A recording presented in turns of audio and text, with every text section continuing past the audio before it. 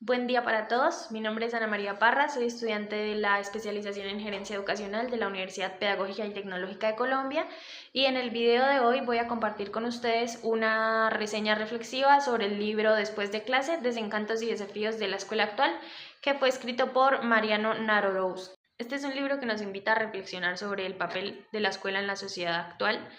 porque muchas veces pareciera que aunque el mundo va evolucionando constantemente, la escuela se quedó centrada en educar la sociedad del pasado y no en adaptarse a las necesidades del mundo contemporáneo.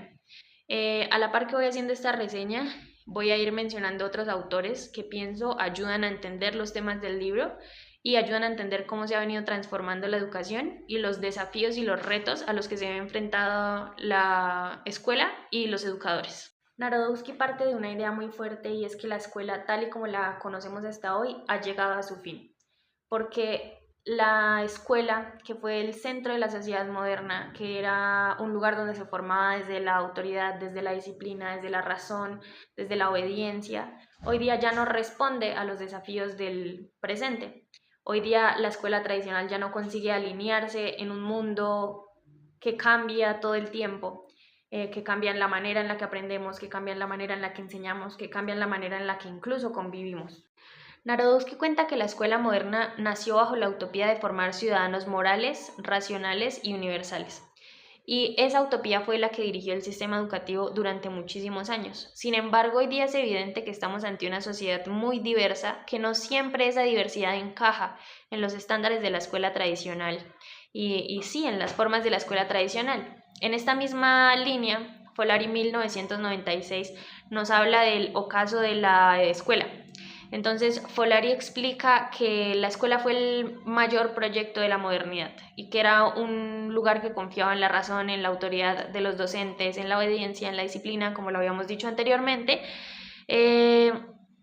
pero hoy día tal vez los enfoques deberían ir cambiando porque los docentes se encuentran enseñando algo que ya no corresponde a los contextos actuales y los estudiantes muchas veces sienten que lo que están aprendiendo no los representa o no es pertinente con sus entornos. Alderete 2019 usa el término de la modernidad líquida,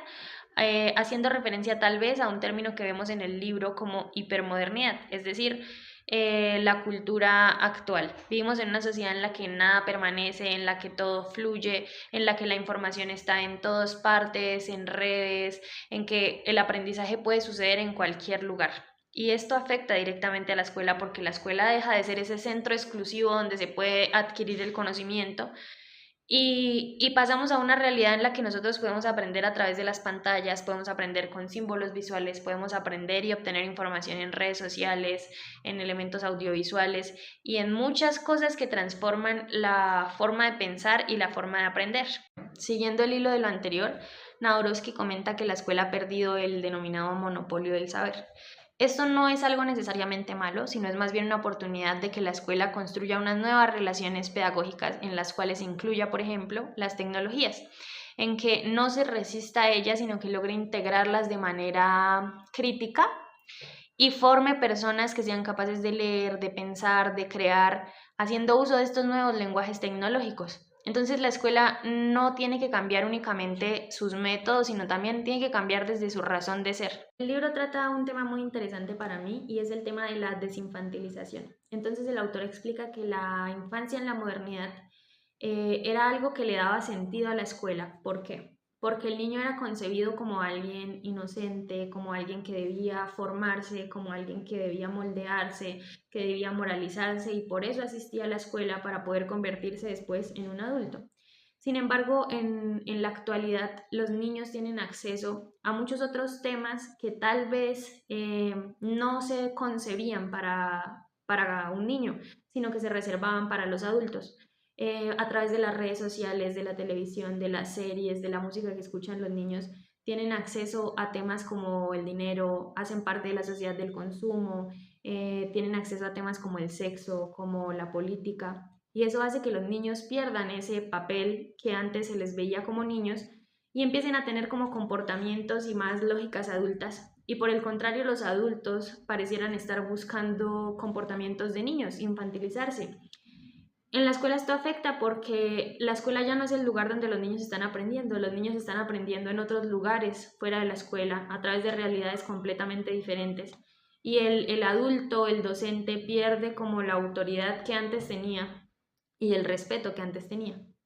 Conde 2015 apoya las ideas del libro cuando habla de la desinfantilización como el fenómeno en el que los niños empiezan a comportarse bajo lógicas adultas y empiezan a tener consumos de adultos, mientras que paradójicamente los adultos se infantilizan. Esto tiene que ser un detonante, un motivante para que la escuela se transforme y deje de formar desde el supuesto de la obediencia, de la autoridad, de la jerarquía, y empiece a formar más bien desde el diálogo, desde el acompañamiento y desde la comprensión de estas nuevas realidades que está teniendo la nueva infancia. Retomando el tema de la pérdida del monopolio del saber, que es un tema largamente tratado en el libro, Burke 2002 nos explica que en efecto la escuela ya no es el centro donde se encuentra el conocimiento, sino que este puede ser encontrado en muchos otros lugares tal vez informales, como comunidades, como el Internet, como hoy día las redes sociales. Y eso democratiza el acceso a la información y cambia un poco la relación entre el poder y el conocimiento. Hoy día muchas personas tienen acceso a la información y tal vez lo difícil ya no es el acceso a la información, sino el identificar si esa información es verdadera o es falsa. Eso es un llamado de atención a las escuelas, a que la escuela deje de ser concebida como el lugar en donde el profesor, el maestro transmite el conocimiento y se transforme en el lugar donde el profesor me enseña a tener un pensamiento crítico y a que si yo tengo acceso a esa información, yo sé seleccionar, yo sé identificar y yo sé crear mi propio pensamiento a partir de esto, porque como dice Naorowski, el desafío no es tener mucho conocimiento, no es cuánto sabemos, sino es qué sé hacer con lo que conozco. Bueno, entrando un poco en la relación tensa que tiene la educación y el mercado,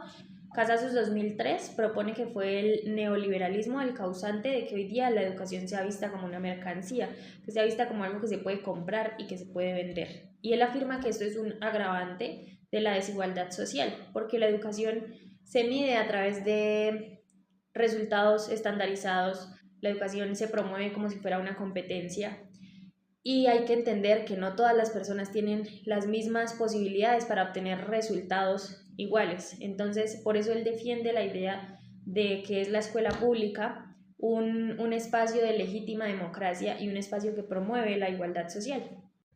El pensamiento de Casasus es muy similar al que se puede encontrar en el libro de Naorowski, pues la escuela era un espacio en el que antes se prometía la igualdad y más bien hoy en día está siendo un reproductor de desigualdad. Es por eso que es necesario una transformación de la escuela no solo en lo pedagógico, sino también en el enfoque social. El libro nos deja con la invitación de volver a pensar en el sentido y en lo que significa educar.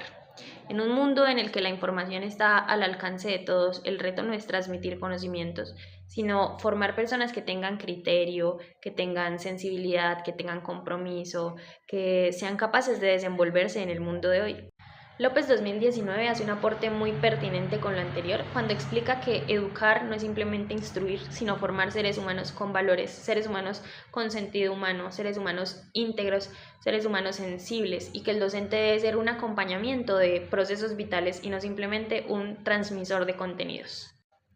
Finalmente, muchas gracias a todos por acompañarme en esta reseña reflexiva del libro Después de clases, desencantos y desafíos de la escuela actual.